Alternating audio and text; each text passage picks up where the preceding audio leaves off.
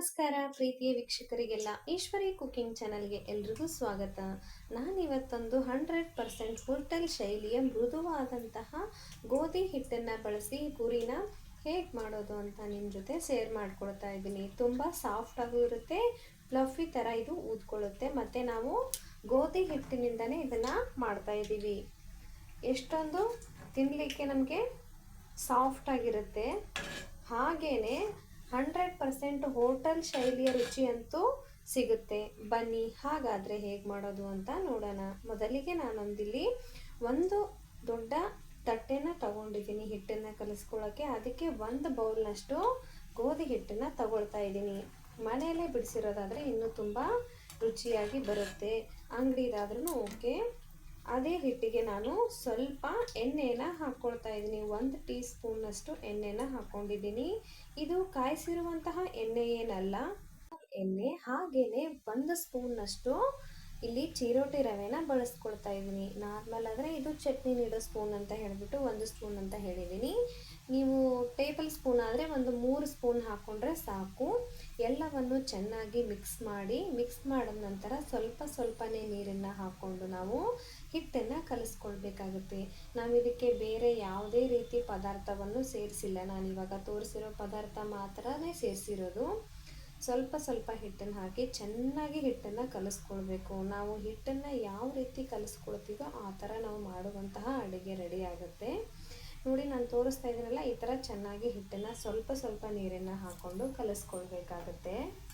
ಒಟ್ಟಿಗೆ ನೀರನ್ನು ಹಾಕಿಬಿಟ್ರೆ ಹಿಟ್ಟು ತುಂಬ ತೆಳುವಾಗುತ್ತೆ. ಆ ಕಾರಣಕ್ಕೆ ಸ್ವಲ್ಪ ನೀರನ್ನು ಬಳಸಿ ನೀವು ಹಿಟ್ಟನ್ನು ಕಲಿಸ್ಬೇಕಾಗುತ್ತೆ. ನೋಡಿ, ಇವಾಗ ಕಂಪ್ಲೀಟಾಗಿ ಹಿಟ್ಟನ್ನು ಕಲಿಸಿದ್ದೀನಿ. ಈ ಥರ ಕಲಿಸಿದ ಮೇಲೆ ಕೈಗೆ ಒಂದು ಸ್ವಲ್ಪನೂ ನಮಗೆ ಹಿಟ್ಟು ಅಂಟಬಾರ್ದು, ಮತ್ತು ತುಂಬ ಗಟ್ಟಿನೂ ಇರಬಾರ್ದು, ತುಂಬ ತೆಳುವಾಗೂ ಇರಬಾರ್ದು. ಈ ರೀತಿ ಹಿಟ್ಟನ್ನು ರೆಡಿ ಮಾಡಿಕೊಂಡು ಇದನ್ನು ನಾನು ಒಂದು 20 ಮಿನಿಟ್ಸ್ ರೆಸ್ಟ್ ಮಾಡಲಿಕ್ಕೆ ಬಿಡ್ತೀನಿ. ನೋಡಿ, ಇವಾಗ 20 ಮಿನಿಟ್ಸ್ ಆಗಿದೆ. ಇವಾಗ ಇದನ್ನು ನಾವು ಸ್ವಲ್ಪ ಕೈಗೆ ಎಣ್ಣೆನ ಹಚ್ಕೊಂಡು ಚಿಕ್ಕ ಉಂಡೆನ ರೆಡಿ ಮಾಡ್ಕೊಳ್ಬೇಕಾಗತ್ತೆ. ನೋಡಿ, ಇವಾಗ ನಾನು ತೆಗಿತಾ ಇದ್ದೀನಲ್ಲ, ಇಷ್ಟೊಂದು ಚೆನ್ನಾಗಿ ಜಿಗಿ ಬರ್ತಾ ಇದೆ. ಹಿಟ್ಟು ಈ ಥರನೇ ಇರಬೇಕು. ಹಿಟ್ಟನ್ನು ಕಲಿಸೋದ್ರಲ್ಲಿ ತುಂಬ ಜಾಣತನ ಇದೆ. ಆದ್ದರಿಂದ ನಾನು ಹೇಳಿರುವಂತಹ ಮೆಥಡಲ್ಲಿ ಕಲಿಸ್ಕೊಳ್ಳಿ. ಈ ಥರ ಚಾಕುವಿನಿಂದ ಕಟ್ ಮಾಡೋದ್ರಿಂದ ನಾವು ಬೇಗ ಉರುಳೆನ ರೆಡಿ ಮಾಡ್ಕೋಬೋದು. ನೋಡಿ, ಈ ಥರ. ಇಲ್ಲ ಅಂತಂದರೆ ನೀವು ಕೈಯಲ್ಲೇ ತೊಗೊಂಡು ರೆಡಿ ಮಾಡ್ಕೊಳ್ಳಿ, ಏನು ತೊಂದರೆ ಇಲ್ಲ. ಇದೇ ಥರ ನನಗೆ 1 ಟೈಮ್ ಮಾಡೋಕ್ಕೆ ಎಷ್ಟು ಬೇಕೋ ಅಷ್ಟು ಉರುಳೆನ ಕಟ್ ಮಾಡಿಬಿಟ್ಟು ರೆಡಿ ಮಾಡ್ಕೊಂಡಿದ್ದೀನಿ. ಇದನ್ನು ಕೆಲವೊಬ್ಬರು ಹಿಟ್ಟನ್ನು ಹಚ್ಬಿಟ್ಟು ಲಟ್ಟಿಸ್ತಾರೆ ಪೂರಿನ, ಕೆಲವೊಬ್ಬರು ಎಣ್ಣೆನ ಹಚ್ಬಿಟ್ಟು ಲಟ್ಟಿಸ್ತಾರೆ. ನಾನಿವಾಗ ಎಣ್ಣೆನ ಹಚ್ಬಿಟ್ಟು ಲಟ್ಟಿಸ್ಕೊಳ್ಳೋದನ್ನು ತೋರಿಸ್ತಾ ಇದ್ದೀನಿ. ನೋಡಿ, ಇವಾಗ ಒಂದು ಉಳ್ಳೆನ ತಗೊಂಡು ಅದಕ್ಕೆ ಸ್ವಲ್ಪ ಭಾಗ ಎಣ್ಣೆನ ಅಪ್ಲೈ ಮಾಡ್ಕೊಳ್ತಾ ಇದ್ದೀನಿ. ಸ್ವಲ್ಪನೇ ಹಚ್ಕೊಂಡ್ರೆ ಸಾಕು, ಜಾಸ್ತಿ ಹಚ್ಚಬೇಕು ಅಂತ ಅವಶ್ಯಕತೆ ಏನಿಲ್ಲ. ಹಾಗೆ ನಾವು ಯಾವ ಕೋಲಿಂದ ಅದನ್ನು ಅರಿತೀವೋ ಅದಕ್ಕೂ ಸ್ವಲ್ಪ ಹಚ್ಕೊಂಡು ಇವಾಗ ಲಟ್ಟಿಸ್ಕೊಳ್ತಾ ಇದ್ದೀನಿ. ಸುತ್ತಲೂ ಒಂದೇ ಥರನೇ ಇರಲಿ, ಸ್ವಲ್ಪ ದಪ್ಪ ಸ್ವಲ್ಪ ತಿಳು ಏನು ಬೇಡ. ನಾರ್ಮಲ್ ಆಗಿಯೇ ನೀವು ಲಟ್ಟಿಸ್ಕೊಳ್ಳಿ. ತುಂಬ ದಪ್ಪ ಲಟ್ಟಿಸ್ಕೊಂಡ್ರೆ ಊದ್ಕೊಳ್ಳುತ್ತೆ, ಸೈಡಲ್ಲೆಲ್ಲ ದಪ್ಪಗಿರುತ್ತೆ, ಚೆನ್ನಾಗಿ ಬೆಂದಿರಲ್ಲ. ಆ ಕಾರಣಕ್ಕೆ ನೋಡಿ, ನಾನಿವಾಗ ತೋರಿಸ್ತಿದ್ದೀನಲ್ಲ, ಈ ಥರ ಲಟ್ಟಿಸ್ಕೊಂಡ್ರೆ ಸಾಕು. ಸಖತ್ತಾಗಿ ಉಬ್ಬಿರುವಂತಹ ಪೂರಿ ರೆಡಿ ಆಗುತ್ತೆ. ನಾನು ಇದೇ ಥರ ಎಲ್ಲವನ್ನು ಪೂರಿನ ರೆಡಿ ಮಾಡಿ ಇಟ್ಕೊಂಡು ನಂತರ ನಿಮಗೆ ಫ್ರೈ ಮಾಡೋದನ್ನು ತೋರಿಸ್ತೀನಿ. ನೋಡಿ, ಇವಾಗ ಮಾಡ್ತಾ ಇದ್ದೀನಿ ನಾನು. ಈ ಥರನೇ ನೀವು ಎಲ್ಲನೂ ಒಟ್ಟಿಗೆ ರೆಡಿ ಮಾಡಿ ಇಟ್ಕೊಂಡು ಮಾಡೋದ್ರಿಂದ ಟೈಮು ಸೇವ್ ಆಗುತ್ತೆ, ಹಾಗೆ ಗ್ಯಾಸು ತುಂಬ ಖರ್ಚಾಗಲ್ಲ.